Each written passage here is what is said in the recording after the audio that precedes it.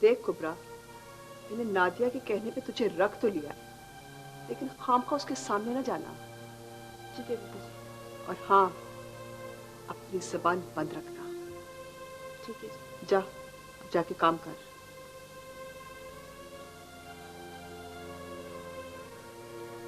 अम्मी, देखिए अल्लाह ने मुझे जुड़वा बेटी और बेटे की नेमत से नवाजा है।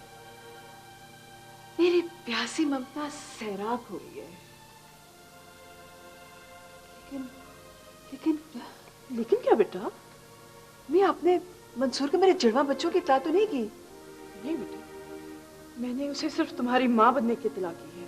अम्मी, मुझे हर वक्त फिक्र रहता है कि कहीं मंसूर मुझसे मेरे बच्चे न छीन ले। हाँ, अगर तुम्हारी सौकन ज़ेबुन्निसा से उसकी कोई औलाद होती तो वो तुम्हारे बच्चों की बिल्कुल भी परवाह ना करता।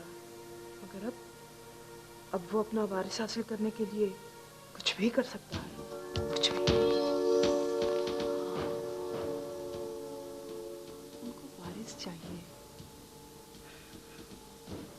मैं उनको उनका वारिस दूंगी। लेकिन लेकिन अम्मी, मैंने अपनी बेटी नहीं किसी को देनी, वो मैंने रखनी है। बेटे, वो जिम्मेदार लोग हैं और जिम्मेदार लोग अपनी बेटियों को गैरत का मसला बना लेते हैं। वो ये कभी नहीं चाहेंगे कि उनकी बेटी उनसे दूर शहर के माहौल में पले बढ़े। पर अम्मी, मैं दोनों बच्चों की जुदाई इकट्ठे कैसे बर्दाश्त करूंगी? तो फिर क्या करना चाहिए? अम्मी, आप मंसूर को सिर्फ बेटे की इत्तला दें और उसके आने से पहले पहले ना आप बेटी को लेकर कहीं चली जाएं। लेकिन बेटा, ये तो एक वक्ती हल है। अगर कभी किसी तरह उन्हें इस बात का पता चल गया फिर तुम क्या करोगी? नहीं अम्मी, नहीं, मैं उनको नहीं पता चलने दूंगी। मैं उनको कहूंगी कि बेटी मैंने अडॉप्ट की है। देखिए ना, अभी तक ना रिश्तेदारों को ना मिलने वालों को किसी को भी नहीं मालूम है। मैं उनसे छुपा लूंगी, मैं नहीं बताऊंगी अम्मी। ठीक है बेटा, जैसे तुम चाहो। वो बीबी साहब, वो बच्चों के लिए दूध लाकर बोर्ची खाने में रख दिया है। समिया, मैं बहुत खुश हूँ। अल्लाह सही ने मुझे पुत्र की सूरत में मेरा वारिस दे दिया। पर इस बात पर शर्मिंदा भी हूं कि तुम्हें वो इज्जत, वो मकाम मैं न दे सकता जिसकी तुम मुस्तहिक है।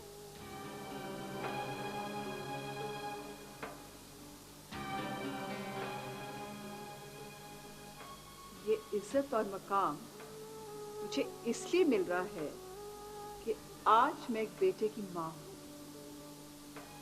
वरना एक औरत और एक बीवी के नाते आपकी नजरों में मेरी इज्जत ही क्या थी? देख समिया, मैं अब भी तुझे वो इज्जत, वो मकाम देने के लिए तैयार हूं। तो हवेली मेरे साथ चल। मैं तेरी खातिर ज़ेबो को भी छोड़ देने के लिए। जब मैं बेऔलाद थी, मैंने अपनी बेवफाई और बेतनाई की बहुत सजा खाई। अब जब ज़ेबो बात साबित हो गई है, तब उसको घर से निकाल रहे हैं।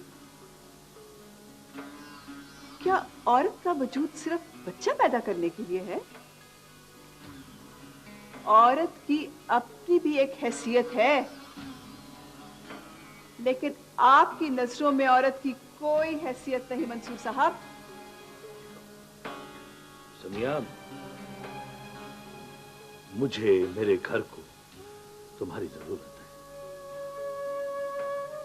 अगर आपको और आपके घर को मेरी जरूरत होती तो इस बेदर्दी से आप मुझे घर से ना निकालते।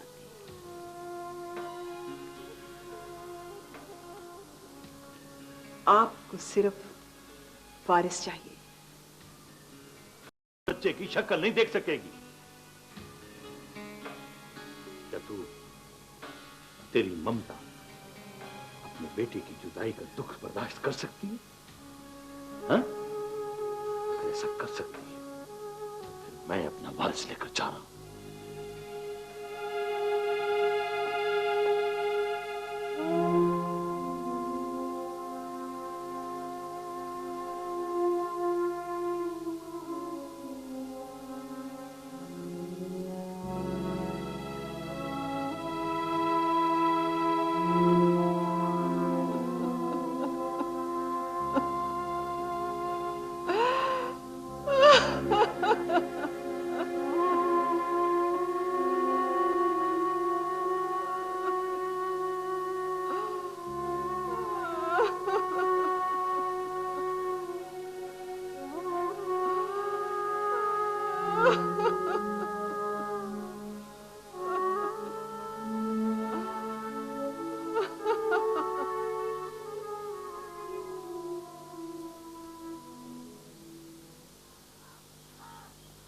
नूरी,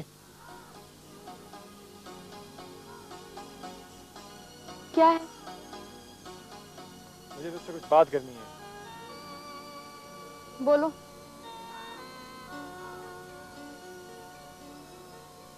कुछ नहीं कहना मुझे। साईं,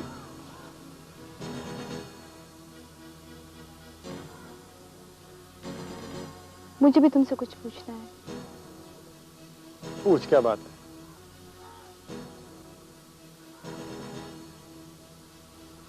कुछ नहीं।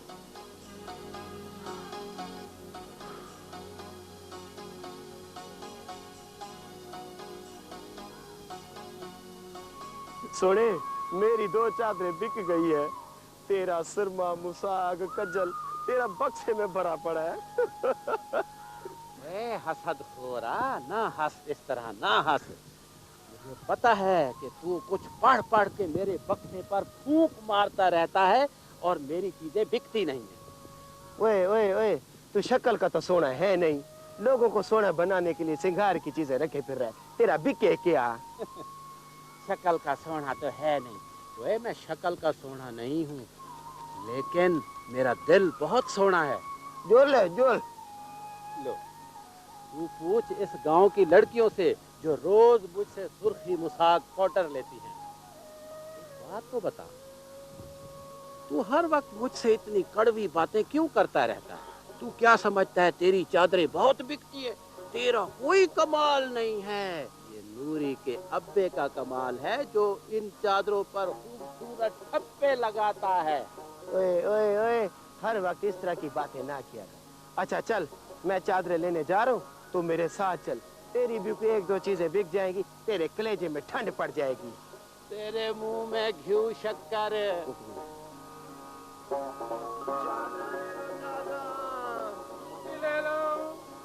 चादरा ठप्पे वालियां, छेबे वालियां चादरा। आग ले लो, रिंडाली कंगी ले लो। नूरी, ओ नूरी। मिठल, अब्बा ये चादरें दे गया था, तुम आओगे तो तुम्हें दे दूं। पर गया कहाँ है तुम्हारा अब्बा? वो मंसूर खान साहब के घर गया है। क्यों, खैर तो थी? पता नहीं। नूरी, अम्मा कहाँ गई है? वो रूठ के अपने मेके चली गई। अब्बा और अम्मा की लड़ाई हुई है ना। अम्मा अब्बा की लड़ाई हुई है, लेकिन उन दोनों के अंदर तो इतना इत्तेफाक था कि लोग उनकी मिसाल देते थे उनके मुंह में घी शक्कर। वो हैदर वाली बात अब्बा नहीं मान रहा। अब्बा मेरा साथ दे रहा है। तुम्हारा साथ? क्या तुम हैदर से? हाँ, मैं हैदर से नफरत करती हूँ, शदीद नफरत। अच्छा, देख नूरी बहन, हाँ मेरी मदद की जरूरत पड़े ना, मुझे बता। ना रो बहन, ना रो।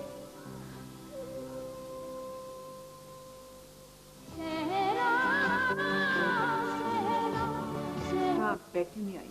समिया, खैरियत तो है? देखो राहिला, जब मेरी शादी हुई तुमने अपना सारा खानदान छोड़ दिया, क्योंकि तुम मेरी कजन भी थी, मेरी दोस्त भी थी और मेरी हमराज भी थी। समिया, अरे मैं तो अब भी तुम्हारी दोस्त हूँ। राहिला, अगर तुम मेरी दोस्त होती तो मेरा एतमाद न तोड़ती, मेरा भरम रखती, मेरी बेटी की नजरों में मेरी इज्जत रखती। पर तुमने तो मेरी बेटी को मुझसे बहुत दूर कर दिया। यकीन करो समिया, मैं कोई ऐसी बात नहीं कहना चाहती थी, मगर जब आतिफ को परेशान देखा तो तुमसे अपने बेटे की परेशानी नहीं देखी और मुझे तुमने इस अजाब में धकेल दिया। तुम अपने बेटे को आखिर किसी भी तरीके से समझा तो सकती थी ना। आई एम सॉरी समिया, यकीन करो हम तुम्हारे लिए मुखलिस हैं। ये जो कुछ भी हुआ वो अच्छा तुम प्लीज बैठो तो सही, इत्मीनान से बात सुनो। नहीं राहिला, अब मेरा तुमसे कोई ताल्लुक नहीं, ना दोस्ती का और ना कजन का। आज से हमारा हर रिश्ता खत्म। समिया बात तो सुनो।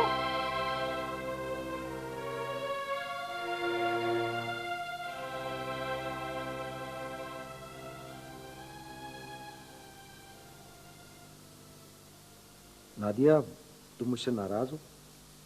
नहीं, तुम्हारी तो मैं शुक्रगुजार हूँ। तुम्हारी वजह से मुझे अपनी पहचान मिली है और तुम्हारी वजह से मेरी मामा मुझे वो बातें बताने पर मजबूर हो गई जो इससे पहले वो मुझे कभी नहीं बताना चाहती थी। लेकिन तुम इस कदर परेशान क्यों हो?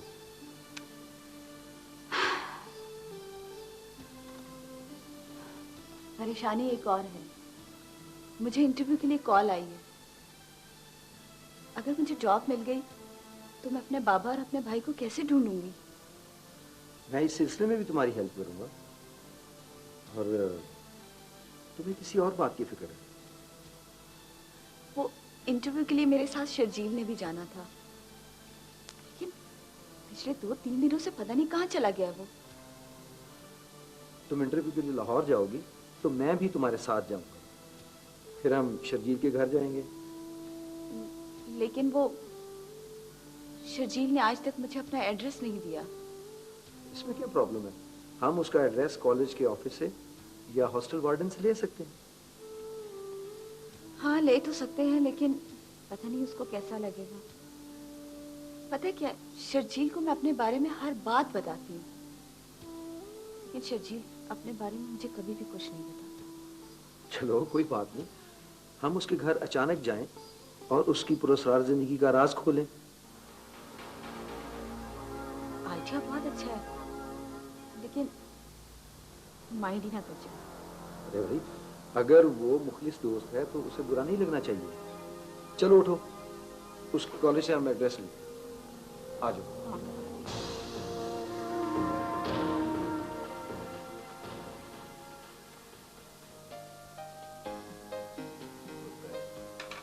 तेरे यहाँ आने से तेरी माँ उठकर बैठी। शुक्रिया। देख कितनी खुश लगी आज। शानी, तेरी पढ़ाई कैसी जा रही है? बहुत अच्छी जा रही है। मास्टर साहब जो भी मुझे पढ़ने के लिए देते हैं ना, मैं फौरन याद कर लेती हूँ। हाँ, वेरी गुड भाई। इम्तिहान कब है? बस 1 महीना रह गया, लेकिन मैंने अभी से सारी तैयारी कर ली है। बेटा, इसे तो उस्तानी बनने का बड़ा शौक है। मेरी बात सुनो शानी, एफए करके फौरन नौकरी नहीं लग जाना। मैं तुम्हें एमए करवाऊंगा और तुम फिर लेक्चरर भी लग सकती हो। सच? मैं एमए करूंगी? और चाचा, चाचा सुना है, मैं लेक्चरर बन जाऊंगी। तो ये भी नामुमकिन बात तो नहीं है। मैं ना कहती थी शानी, मेरे सतीश को तुम्हारा बड़ा एहसास है, वो तुम्हें अपने बराबर देखना चाहता है। शकील पुत्र, ये याद आया कि तुम्हारा एक खत आया। ये शानी पुत्र, मेरा खत? लेकिन बाबा, मैंने तो यहाँ का एड्रेस किसी को भी नहीं दिया। पढ़कर तो देख किसका है।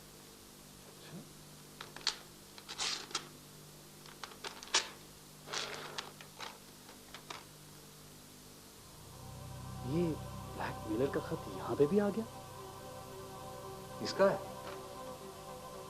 क्या बात है, परेशान क्यों हो गए? नहीं बाबा, वो कॉलेज से है। मुझे याद आया, मैंने अपने एक दोस्त को यहाँ का एड्रेस दिया था।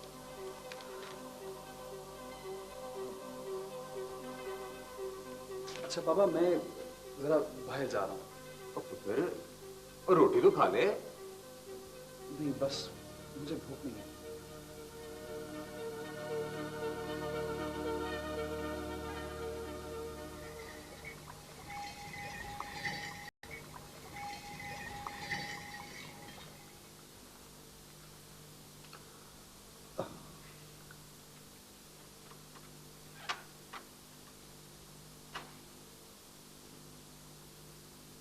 दादाजी,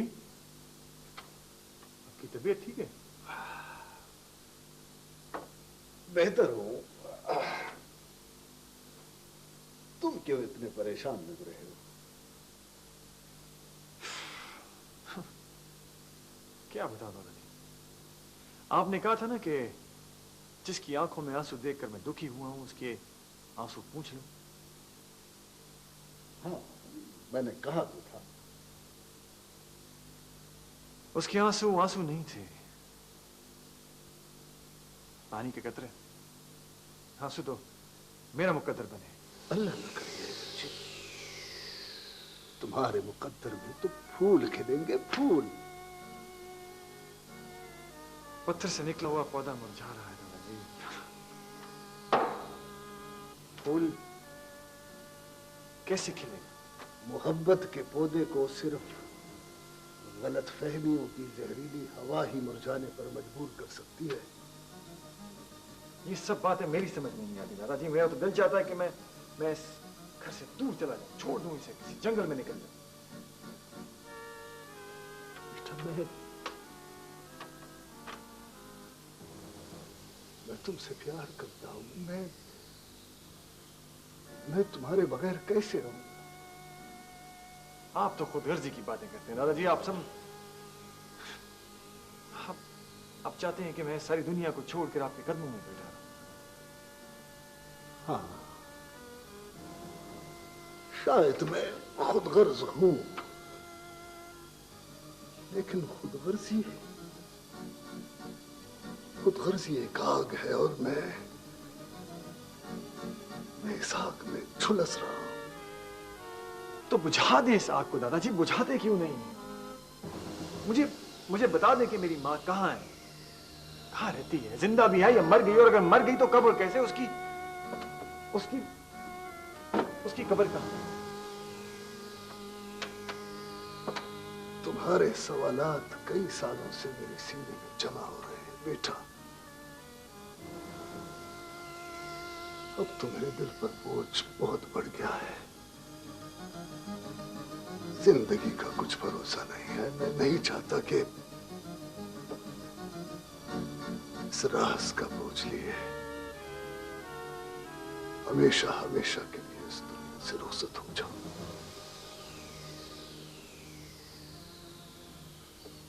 सुनो बेटा। बाबा सही। गिल्लू, तुम्हारे जैसे मजबूत दांत हम कैसे पाएं? कोलगेट हर्बल से, जिसमें है कैल्शियम यूक्लिप्ट। कबूल हो गई है, आपका पोतरा ले आया हूं मैं। बिस्मिल्लाह, बहुत बहुत मुबारक हो मंसूर पुत्र। अल्लाह इसकी उम्र दराज करे, इसकी किस्मत अच्छी हो, भागों वाला हो। वो माँ कहाँ है इसकी? इसकी मां नहीं आई बाबा सही। अब ये बेटा ज़ेबुल निसा का है। लो ज़ेबुल निसा, बेटे से गोद भर लो। नहीं, किसी माँ की गोद उजाड़कर मेरी गोद भरने आए हो? मैंने इसे जन्म नहीं दिया। जिसने जन्म दिया इसे, उसके पास ले जाओ, जाओ।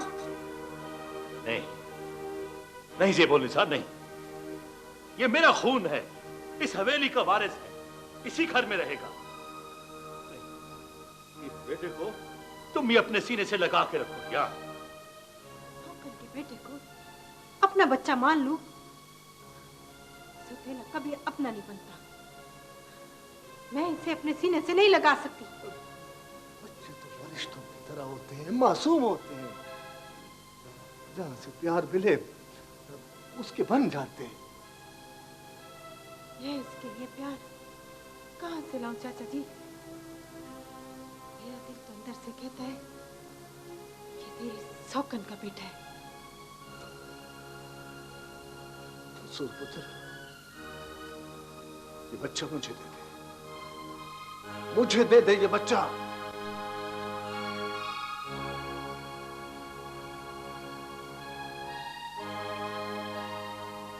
औरत की गोद तो कांटों से भरी हुई है। इसके खाली अंग, इसका दिल भी खाली और बंजर है। काश आज अम्मा सैन जिंदा होती तो अपने पोते को गोद में लेकर कितनी खुश होती। तू फिक्र न कर मंसूर पुत्र, मैं इसे दूंगा सब रिश्तों का प्यार। लेकिन तू मुझे ये बता कि तू इसकी मां को तड़पता हुआ छोड़कर कैसे आ गया? उसे क्यों नहीं साथ लेके आया? बाबा सही, वो शहर की पढ़ी लिखी लड़की है, यहाँ की पाबंदियां बर्दाश्त नहीं कर सकती। उसने अपनी ममता तो कुर्बान कर दी, पर यहाँ आने से इनकार कर दिया। सुन लिया चाचा जी, एक माँ ने अपनी आजादी की खातिर अपनी ममता कुर्बान कर दी, तो फिर सौतेली के दामन में कांटे कैसे न होंगे?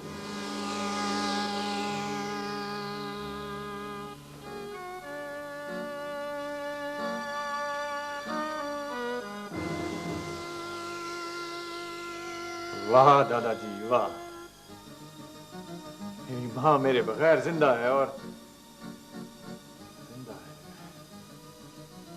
इन सालों से वो मुझे मिलने भी नहीं आई और ये कैसे हो सकता है? ये कैसे हो गया? मेरा दिल इस सच को, इस कड़वे सच को कबूल नहीं कर सकता। हौसला करो मेरे बेटे, हिम्मत से काम लो। मैंने जो सुना, जो देखा तुम्हें बता दिया।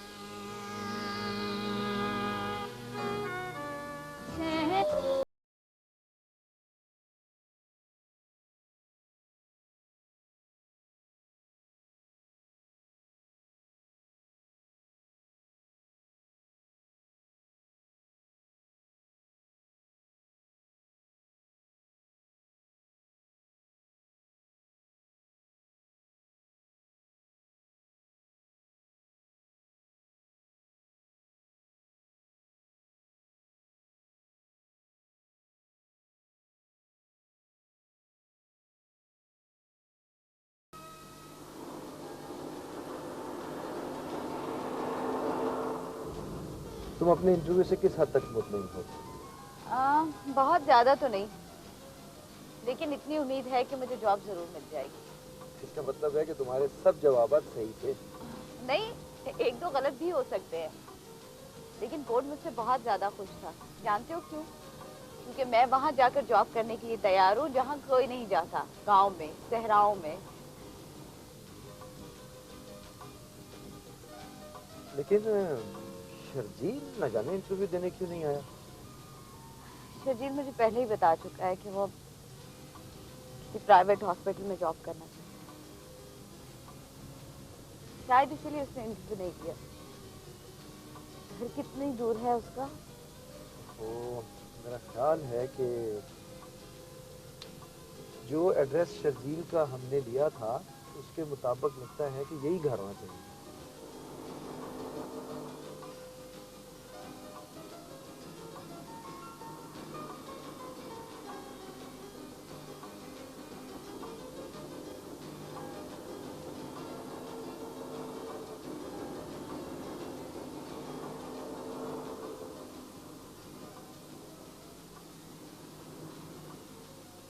अंकल, मैं यहाँ लाहौर इंटरव्यू के लिए आई थी।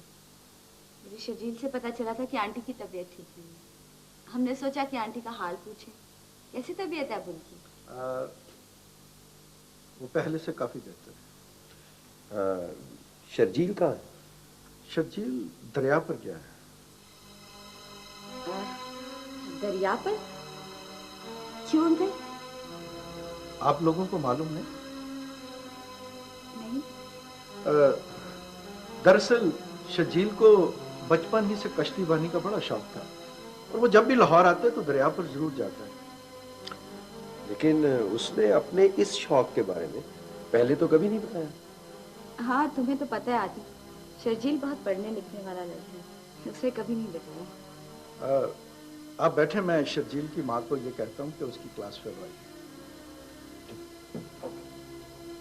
जी जी।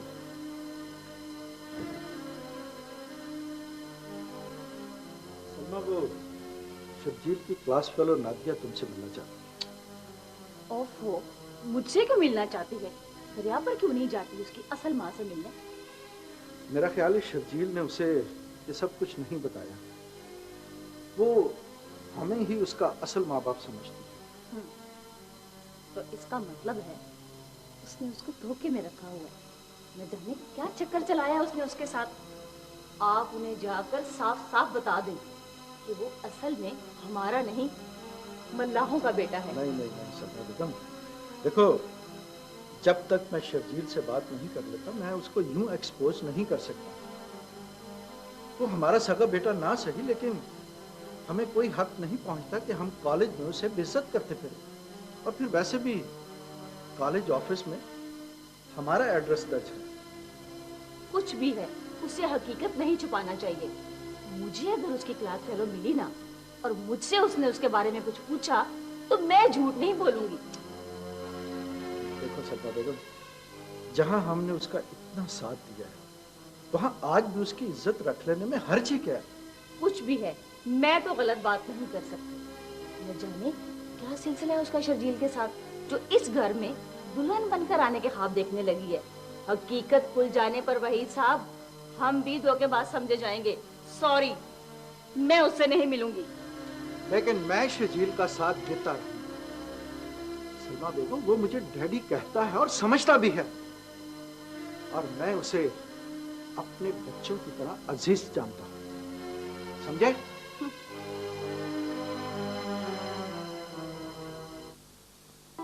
चाहता हूं मैं। वो मेडिसिन लेकर सो रही है।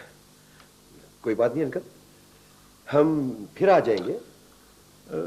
मेरा ख्याल है कि अब दोबारा आने की तकलीफ ना ही करें तो ज्यादा बेहतर है। मेरा मतलब है कि तबीयत खराब होने की वजह से वो किसी मिलना पसंद नहीं करती। Doesn't matter. चले फिर हम चलते हैं। नहीं, वो खनसामा चाय ला रहा है, आप चाय पी कर जाइए। नो थैंक यू अंकल, चले आते। हाँ, ओके सर। Bye uncle.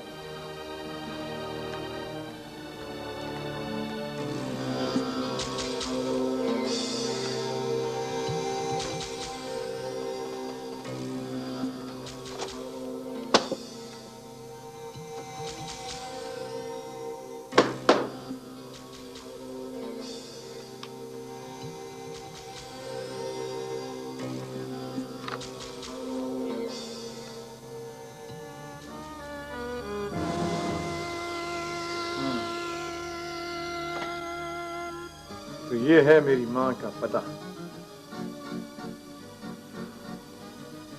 अब सारे सवालों का जवाब इसी से लूंगा।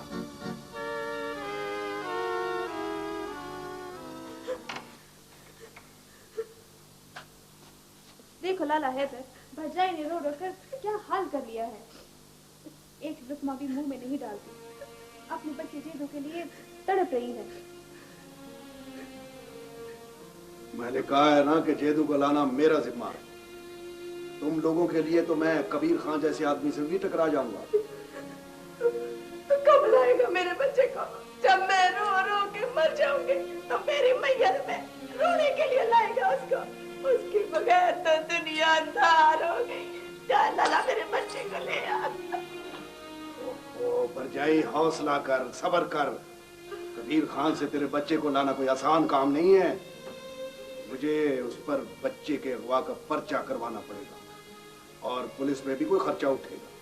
मैं अपने बच्चे के बगैर मर जाऊंगी।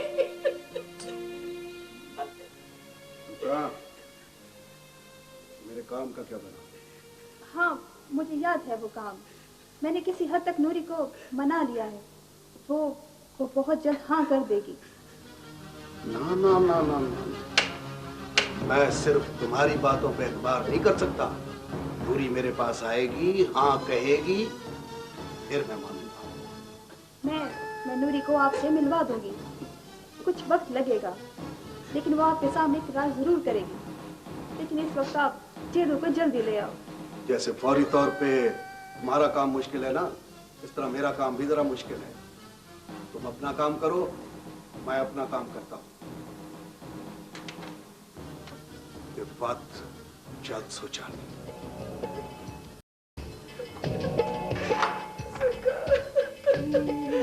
मेरा जेदू कब आएगा?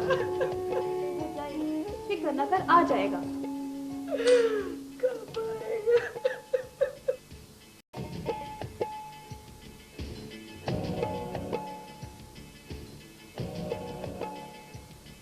सुखा, अब्बा ने तो अम्मा से यहाँ तक कह दिया है कि वो उससे रिश्ता ही खत्म कर देगा।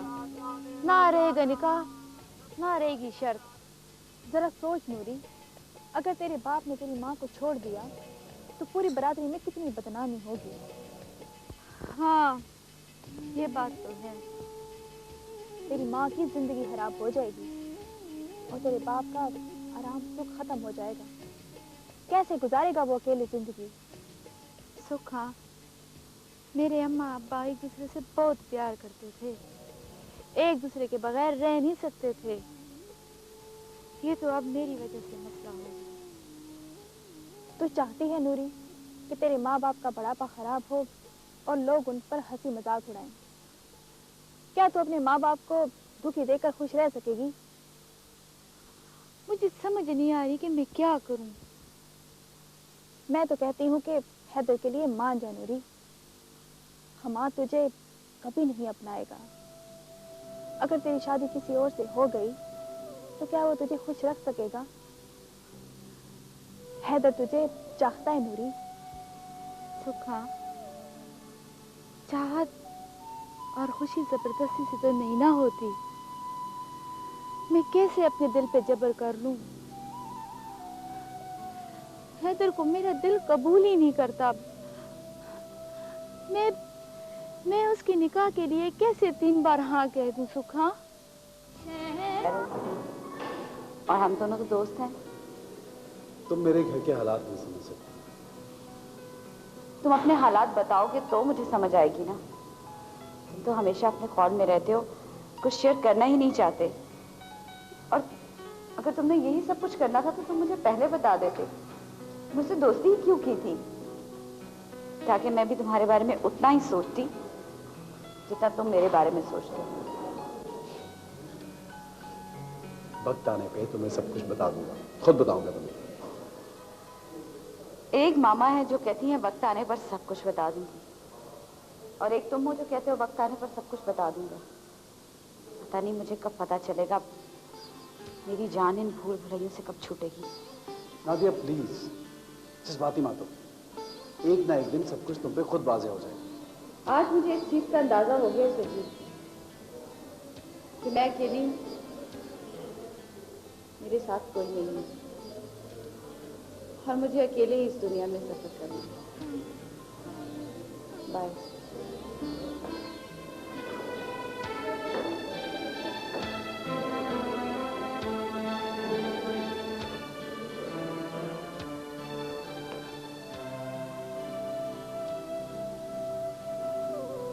सारा बचपन कुड़ियों का खेल खेलती रही। कितने शौक से मैं गुड्डा गुड्डी की शादी कराती रही। मुझे क्या खबर थी कि मेरी अपनी ही शादी गुड्डा गुड्डी का खेल बन जाएगी। बिरादरी के हाथों बन जाने वाला एक खेल, एक तमाशा।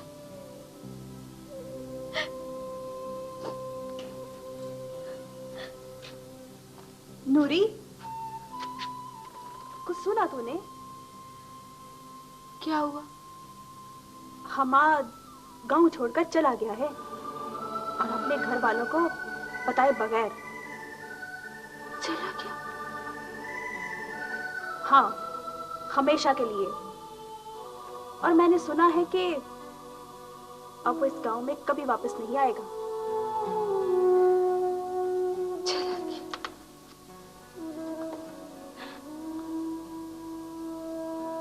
हमेशा के लिए चला गया। कुछ सुना तूने? चला गया वो, मुझसे मिले बगैर, बात किए बगैर,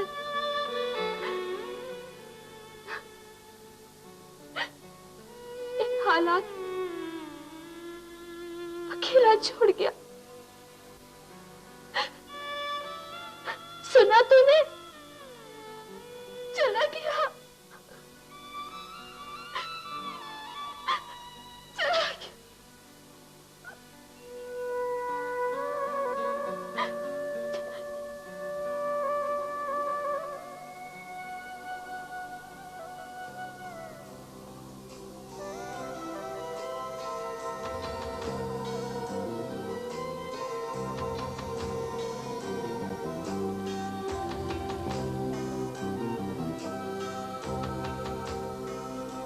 भाई साहब, अस्सलाम वालेकुम।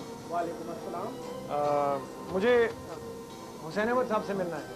यहाँ तो कोई हुसैन अहमद नहीं रहते। लेकिन पता तो यही है, घर का नंबर भी यही है। वो दरअसल वो हकीम थे और उनके घर में ही उनका मतब भी था। अच्छा, हकीम हुसैन अहमद साहब। देखिए प्लीज आप मुझे उनसे मिलवा दें, मेरा उनसे मिलना बहुत जरूरी है। हकीम साहब की वफात के बाद उन्होंने ये मकान हमें बेच दिया था। इसके बाद हमें नहीं मालूम कि वो कहाँ चले गए। इस बारे में मैं कुछ नहीं जानता।